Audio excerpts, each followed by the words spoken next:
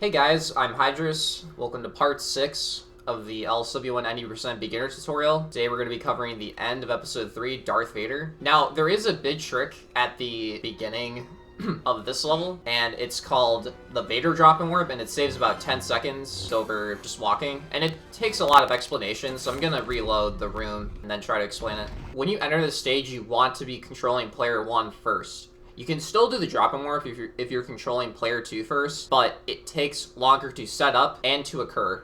So try to be player 1 if possible, you will save the most time. But pretty much how it works is we want player 2 to disappear off screen when player 1 moves back. So move all the way to the back with player 1, wait till player 2 disappears off screen, and then press start on controller 2. And then you want to move about here. If you're too far back, you will actually just die when the drop and warp is occurring. And the spot is a bit lenient. You can be a little bit on and off and it will still work. And then you just don't want to move with player 1 at all. Then when you see the camera moving, drop out player 1.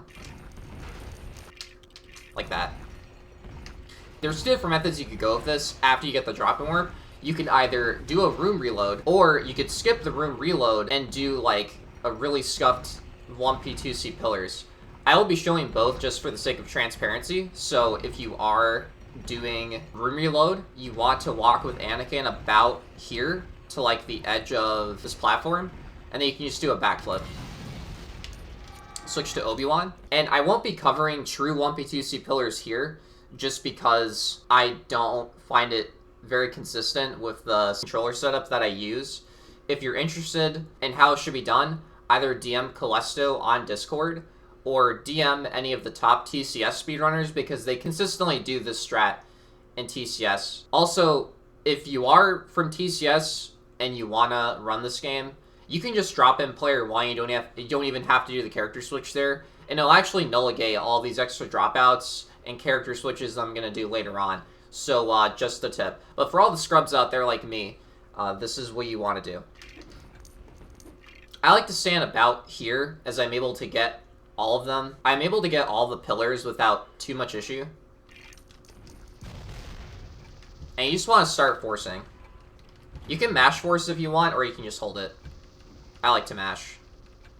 Hit the one on the left. And you should enter the cutscene at like a 14.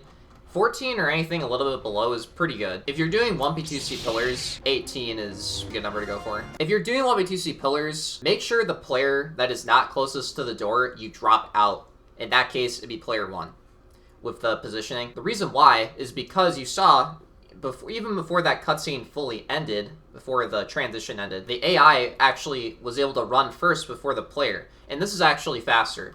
So, because if you just keep both players in, it's going to take more time to destroy these two canisters, if that makes sense. Just jump on the button. Now, I find this trick very easy. If you fail it a couple of times, just do the casual method, but you can skip the puzzle with the two valves, and you can actually force this switch from behind the fog. And what I like to do is stand about here, and you want your feet to be on that black rectangle, flick up right on the control stick, and then just force. And then go forward, get the valve here, and then turn the wheel. I'll show that again with the casual strat. Immediately when you get to this first valve, just force it, like so.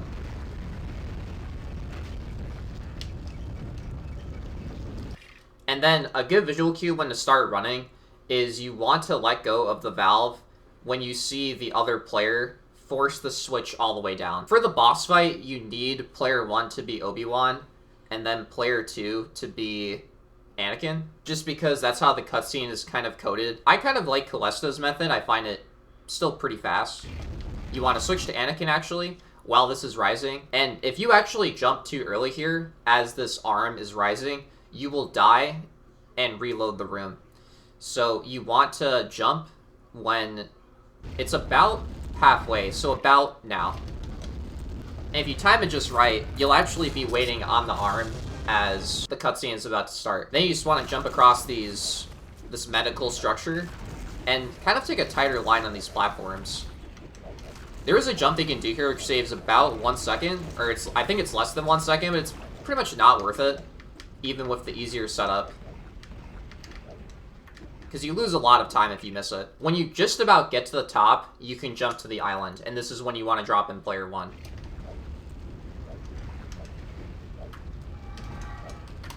And then, when you see player 1 is on top of the structure, drop him in, drop into the arena, and then drop player 2 out, and then you should be good for the boss fight. So, when the boss fight starts, you're going to have your lightsaber out, and you want to do a bunch of jump slashes in a row. And the best method I like to do for this is I like to roll my thumb along A and B. If you do the jump slash inputs too quickly, you actually buffer a jump stab. So if that happens, just turn around and then reset the cycle, pretty much. So if this happens, turn around and then start it up again. You don't want to do too many jump slashes in a row. You might want to wait a little bit, as if Anakin dies in the lava, it will cause another cutscene, I believe, or it'll actually reset the fight. So you want the jump slashes to be not too quick or too slow, just well-timed. Okay, so the second method that I mentioned earlier is where you skip the room reload and just call in player 2 when you get to the door. Now, this only saves a couple of seconds because the zip that player 1 has to take to get to the door is actually pretty long, even if you time it properly. And I would only really recommend this if you are really struggling with the first method, or you do the harder variant of the first method. Once you get the drop more with player 2, you can immediately start holding forward, and you want to go over this pillar, and then when you're over, press start at controller 1. Like so. And that was a bit of an early zip for some reason. I'm not sure why that occurred. Usually what happens is player 1 will usually drop in when you've already forced like 2 pillars. And I don't really have a good explanation for how you do even the easier variant of this. Just find somebody that works for you. But what works for me is just want to force these 2, and then when player 1 drops in, do this, position player 2, and then force both of them. And then don't forget to drop out player 2, and then go into the cutscene. Now, after this point, you do not need to change anything. There's no more dropouts, no more character switches, you're done.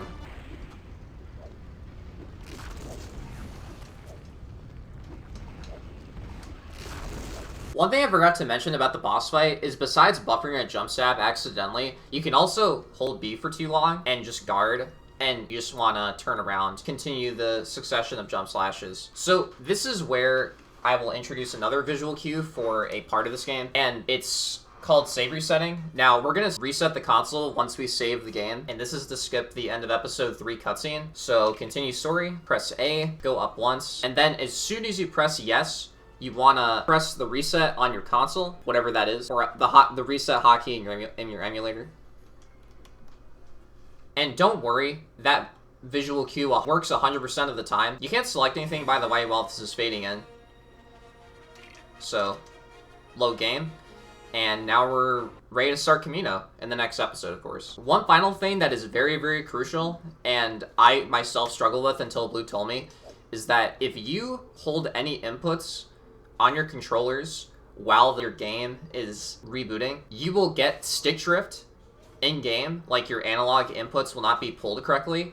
And a very quick and easy way to fix this is you hold start, Y, and X for 3 seconds.